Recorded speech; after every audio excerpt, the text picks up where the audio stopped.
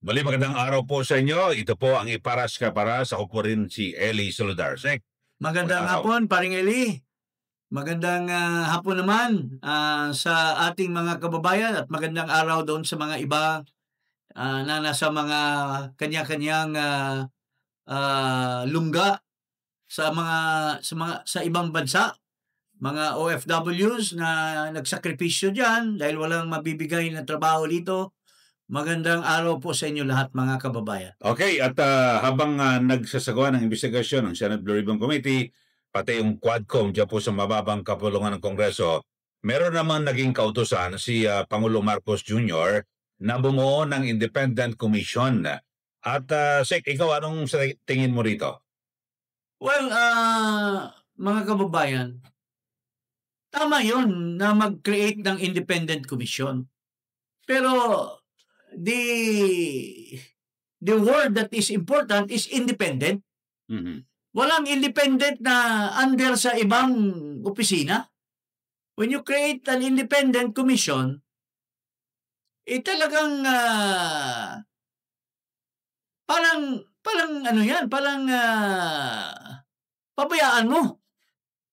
Kung sino matamaan, yun ang ang pinapalabas kasi ni Marcos ito, pakinggan natin siya. Yes, we are putting together the EO that will create the independent commission. The independent commission will be the investigative arm, so that they will continue to investigate whatever information is received.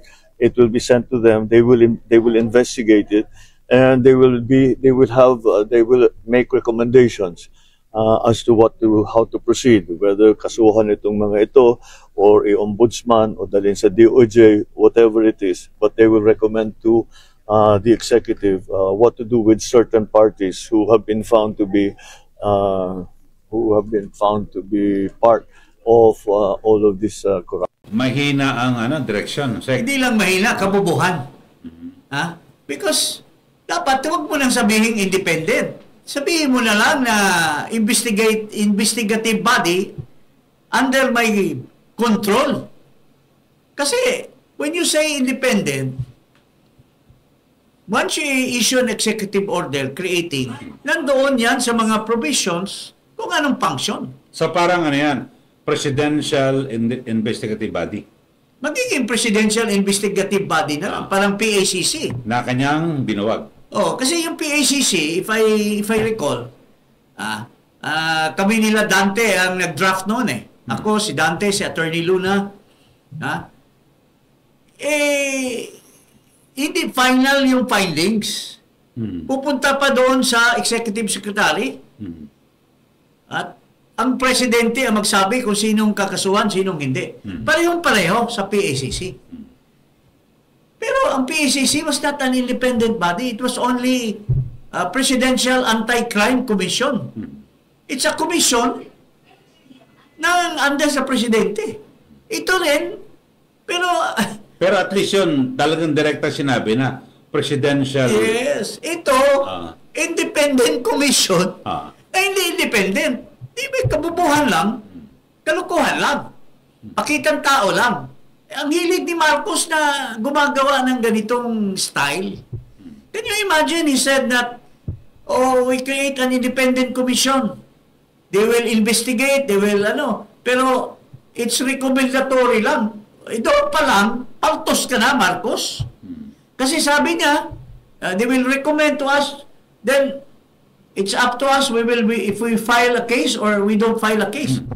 Kung halimbawa, yung anak mo, or yung pinsan mo, or pamangkin mo, na congressman, or kapatid mo na senador, kung yun ang naimbestigahan, at may findings yung independent body, tapos sinasabi mo, I will decide whether kasuhan or hindi. Or anong gagawin natin or something. Siyempre, kung anak mo, hindi mo kakasuhan. Anak mo eh. So, nasa discretion niya. Discretion niya kung anong gagawin. So, boro-boro lang. Di ba? Parang Elia, why don't you say... Pero pinaka-mainam talaga yung sinasabi mo, independent commission. So, siguro iba. Yan parang katulad sa Agraba. Kasi ibang commission na talagang hiwalay, walang control ang opisina ng presidente. Walang control. In fact, si Ginoong Noynoy Aquino, yung tinatawag nilang abnoy na presidente noon, well, with due respect, he created a truth commission to investigate. Pero nagkaroon ng, in fact, yung assistant ko na si Biraugo nag-file ng kaso sa Supreme Court, kinwestiyon yung constitutionality ng Truth Commission because alam mo, under the law, under the Constitution, mayroon tayong ombudsman eh. So it will double the function and the purpose of the ombudsman. Kung mahina ang ombudsman, pero ang ombudsman kasi, limited lang din ang ano. Pero noong panahon ni Ombudsman Vasquez, noong panahon ni Desierto, independent ang ombudsman. Hindi nagpapatinag sa Pangulo. Yung panahon na yon. Pero magmula ni Carpio Morales, magmula ni Merceditas Gutierrez, magmula ni itong si Martires pwede pa pero he's incompetent eh. Gustong maging ombudsman, pinakiusapan yung mga kaibigan ni PRRD na gusto pero hindi naman siya nag-function na ombudsman. Kaya sino bang ombudsman ngayon? Well, I hope malagay diyan si naipaniwala ako diyan kay Kim Hinares. Dati BIR. Oo. Yung mga independent-minded.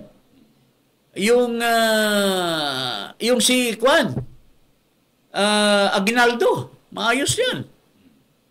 Yan ang mga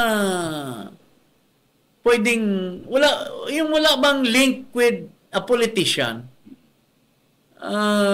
Although they were appointed then by Noynoy Aquino, pero they have maintained a certain degree of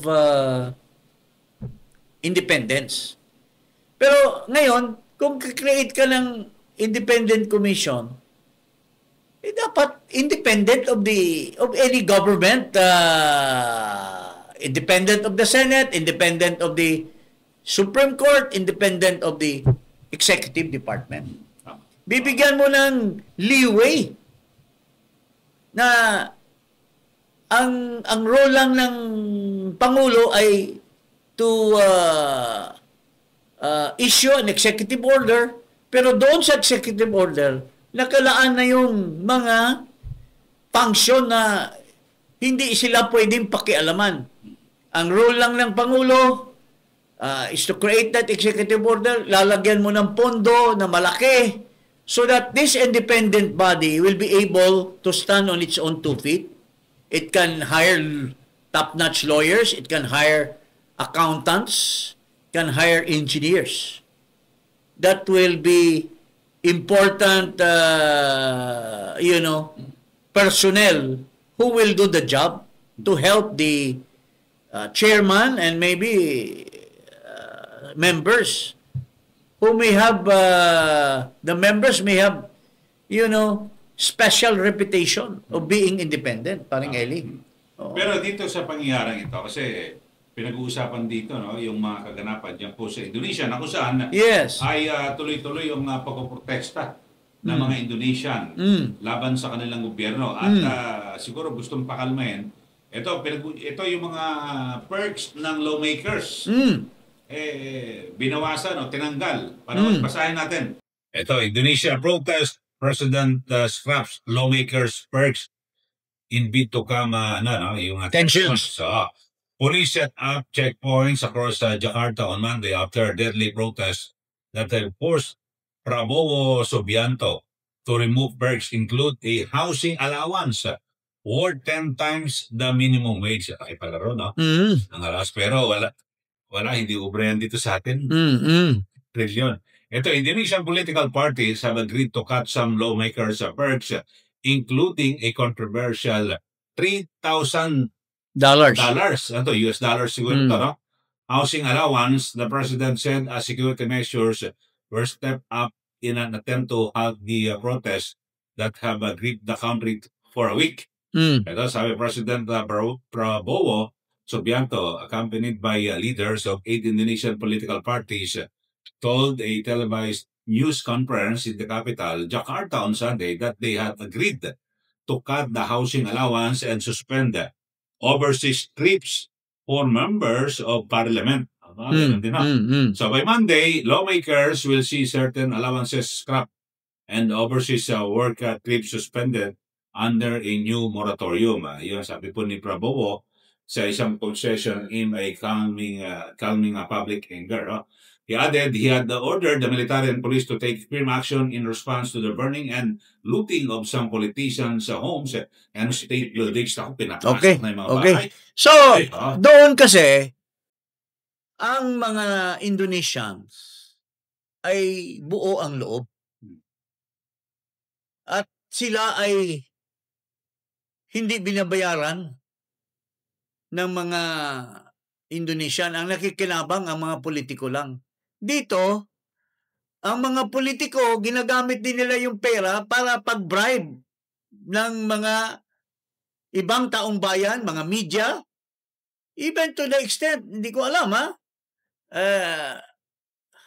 there are allegations na pati mga sundalo, pati mga pulis, binibigyan ng extra allowance over and above what they should have been able to receive, paring Eli. So, in other words, pinapakalma para hindi makapagbigay ng buong loob ang taong bayan. When in fact, the corruption now is how many times over than Indonesia? Trillions. One-third of our budget or one-fourth of our budget, general appropriations budget goes to corruption. Lalo na itong flood control na okay lang sana itong tinago nila ito. Pero hindi mo matago because nagdusa ang tao sa kalye dahil hindi makauwi sa kanilang mga bahay-bahay, yung mga kanilang mga gabitan sa bahay na anod.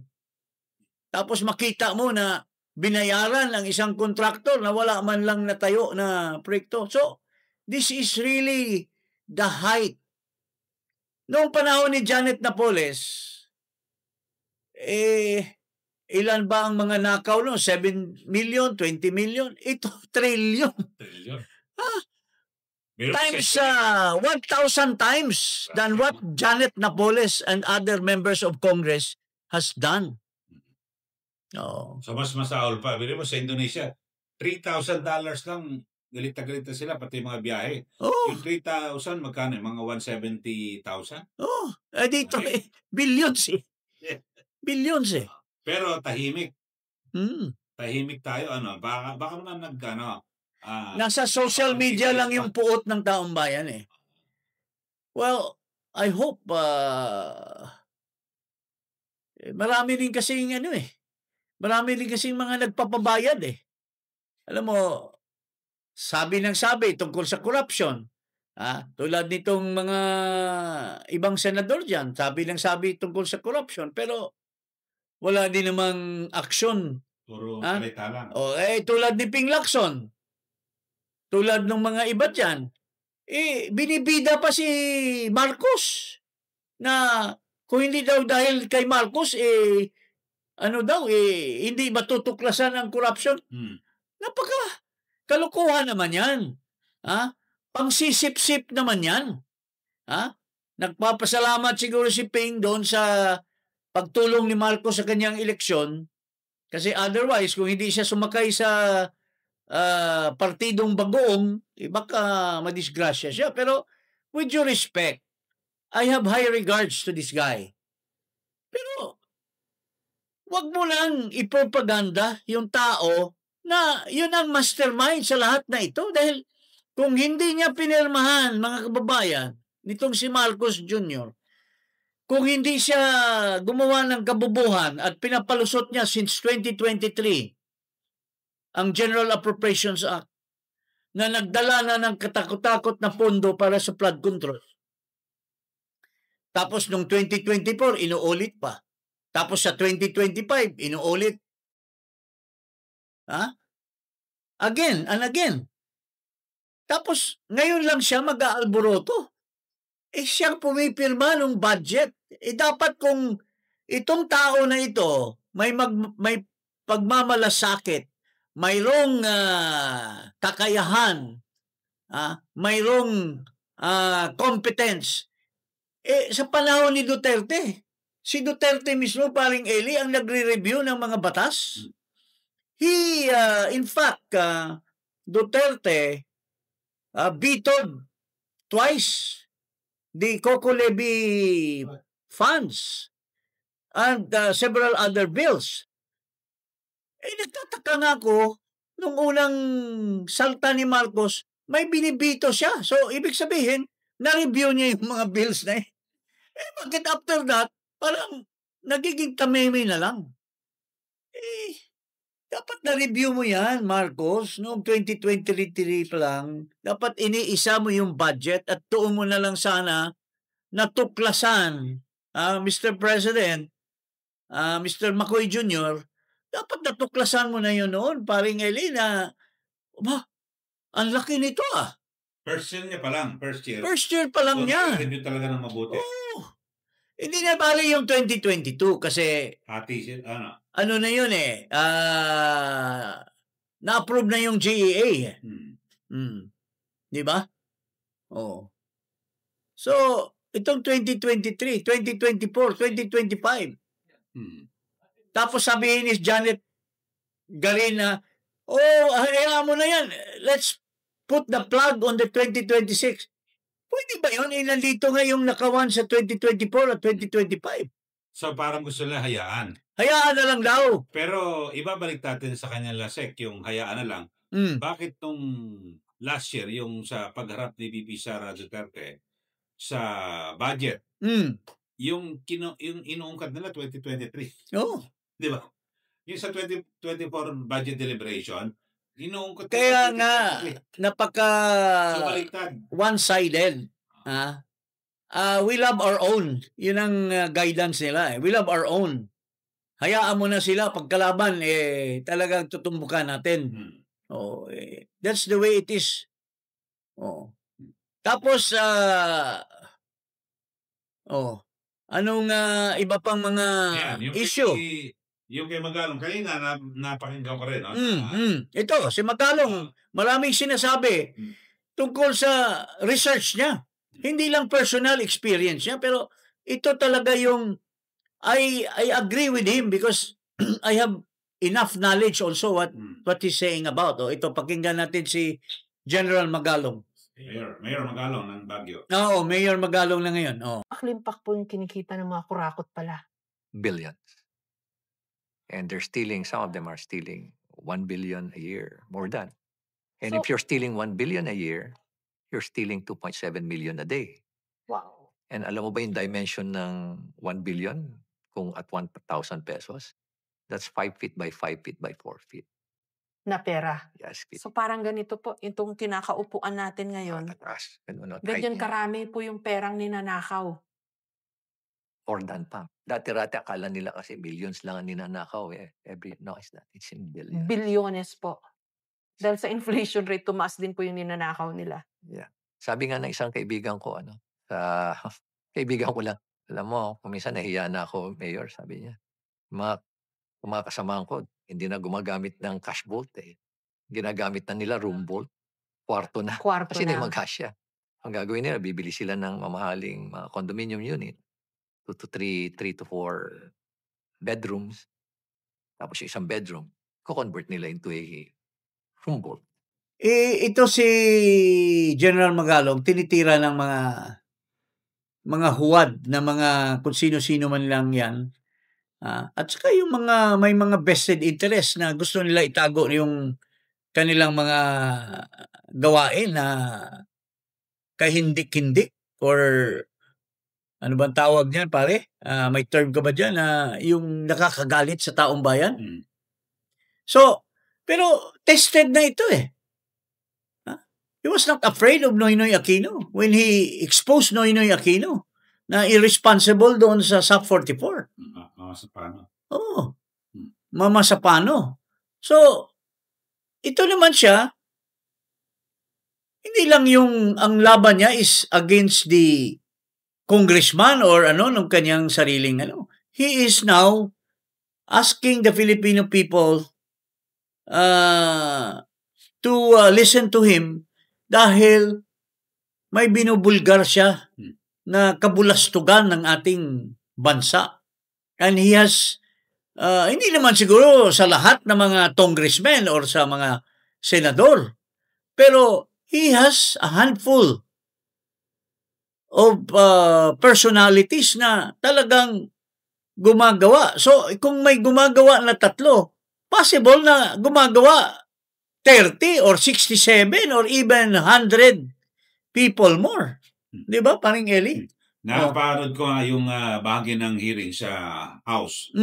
At sabi ni Congressman Toby Chaco, bakit hindi pa natin patawag? Next hearing si Mayor Magalong.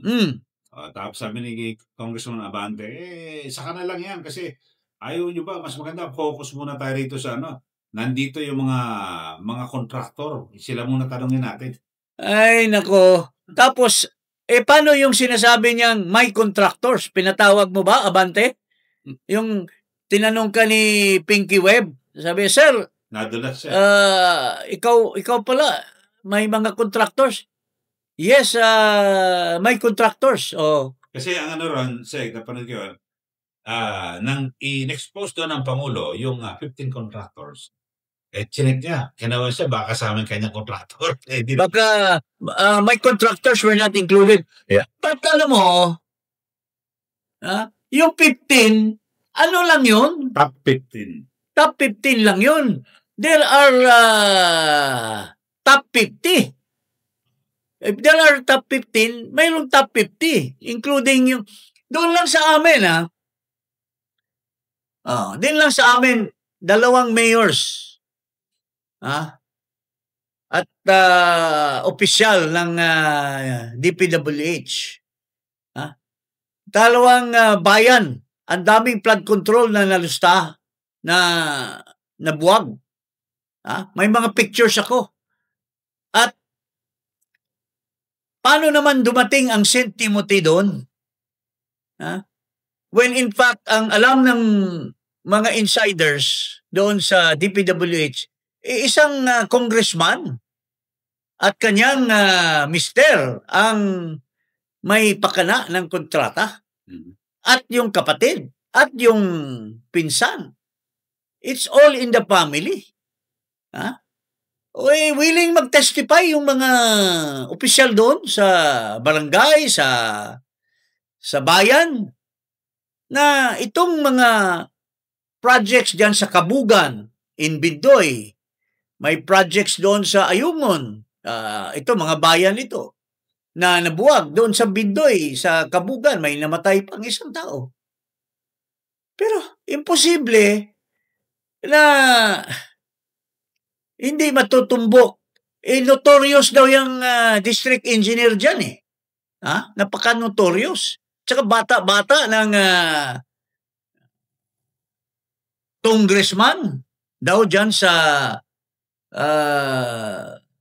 probinsya na yan. So, yun po ang nakakatakot, mga kababayan. Dito naman, sa sa 3rd district at saka 2nd district, may pinatay na isang kontraktor dahil nag-away-away daw sa quarry. At itong contractor na malaki na nagmumonopolize a certain PhilSouth ba, allegedly, ay ito daw ay suspect doon sa mga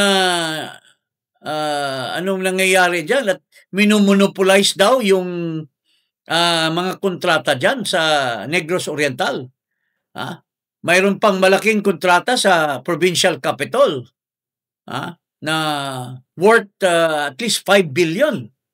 At halos karamihan ng mga city at municipality inuudyukan nitong kontraktor na ito na maghiram ng pera sa land bank at siya ang tumutulong para pag na-approve, siya kaagad ang kontraktor at niluluto na ma-approve in his favor. And I can even testify in the Senate tungkol dito sa kontraktor na ito because yung mayor mismo nagsabi na binibigyan siya ng pera nitong kontraktor na to. Grabe. So, this is just a microcosm. Sa Negros lang yan eh. If it's happening there, it's happening everywhere. Sa Quezon City na lang, binanggit din ni Mayor Joey Belmonte. Sa napakaraming project, 2 lang na-coordinate. So, dami. Pati sa Maynila, marami din lumalabas at iba pang mga lugar. So, siguro, laliman pa yung investigasyon na yan. Pero, dito sa pagpasok ni bagong Secretary Vince Dizon sa DPWH, so, anong nakikita mo rito at magiging direksyon ng DPWH? Well, palamuti lang yan eh. I mean, how can this guy be a Superman? Kilala ko ito eh. Well, there are people who are lucky in life that even if they don't have enough capabilities, but because of their connection, they're able to using their connection. I know this guy. Once upon a time, when I was chairman of the Committee on Transportation and Communication, he was just a runner of someone who was under investigation at the time. They were involved in the LTO project. Hindi ko na lang banggitin at the time kasi nga kini-question yung programa at there was a conflict in the monopoly of documents versus the yung isa naman na taga-gawa ng lisensya gusto rin mag-monopolize ng business. So this guy, si Vince Dizon, was one of the runner of that person na well, he is from Pangasinan. So, nag-master siguro siya or whatever, nag-aaral. Naging malapit sa isang senador, naging chief of staff or whatever, naging consultant. Nagkaroon ng break nung panahon ni Duterte dahil yung kanyang amo ay was the kingpin of the House of Representatives. Naging speaker. At he was able to shine kasi magaling magbukilya eh. Maybe he's imbued with good articulation. He was able to impress. So yung po mga how can you test his mettle? Ilan lang araw siya doon sa DOTC.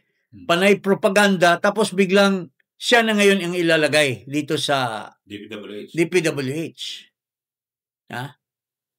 Well, that's the prerogative of the president. But how can he be a Superman to solve the problems of mag-aaral pa yan? Hindi naman yan Superman by just a slip of his fingers kabisado niya. Ang DPWH iba yan sa Department of Transportation and Communication, or iba na palang pangalan niya ngayon. Ano ba? DOTR, Department of Transportation lang, because ang communication, ang NTC is now, I think, separate, at saka yung DITC. During our time, when I was chairman of the committee, dalawang committee yun, dalawang department yun, Committee on Transportation and Communication. Pinaghiwalay na dahil nung nanalo si GMA, naging speaker si Joe De Venecia, dahil sa daming gustong magkaroon ng chairmanship, ginawa ni De Venecia, pinagparte-parte. I think I was the last one who held the Committee on Transportation and Communication. When De Venecia took over, ginawa na niya ang Department of Communication, Department of Railway, Department of Port. So, pinagparti-pare para lang malagay ng para ma-accommodate lang lahat na magkaroon ng chairmanship ang mga committee. So, that's how it went. So, with due respect, kaibigan ko rin ito si Vince. Pero, well, I'm just crossing my fingers. He's not a Superman. So, we should not put our faith, our expectations in him. Kasi iba yan. Alam mo, ang layo ng DOTR dyan. Since time immemorial, the Department of Public Works is the bastion of corruption. Ever since. They even said that mas matindi pa nga yan sa customs, mas matindi pa nga yan sa BIR.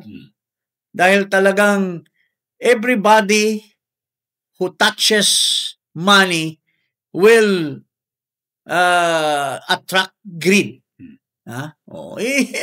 Pero magkaroon kaya advantage na hindi sa engineer kasi wala. Labunoan, engineer Well, sabi niya, magaling daw magaling bumukilya, pero hindi naman, Pero pinaka-importante yan, Sek, yung linisin mo yung corruption paano mo lilinisin?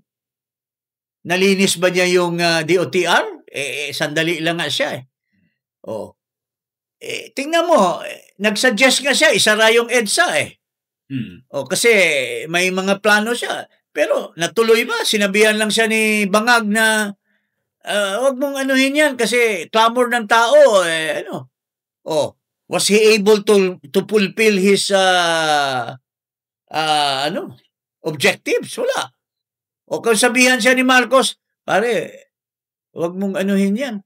Kamag-anak ko yan Wag mong anuhin yan dahil nagbibigay yan.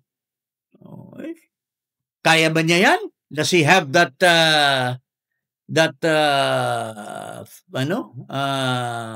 guts to refuse?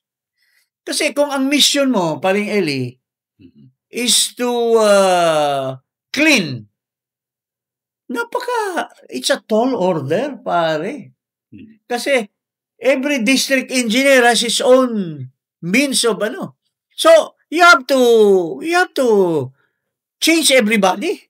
Ngayon, pinagsabit niya ng courtesy resignation. USEC to DE. Pero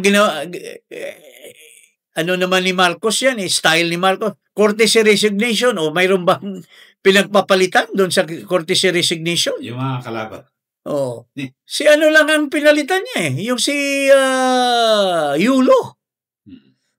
Pinagrego doon din naman. Mayroon sanang robot siya na wanted to pretend na magaling. Pero nagsabong yung kanyang dalawang pinagbigyan niya yung isa. Yung isa tinanggal naman. I'm talking about the boxer.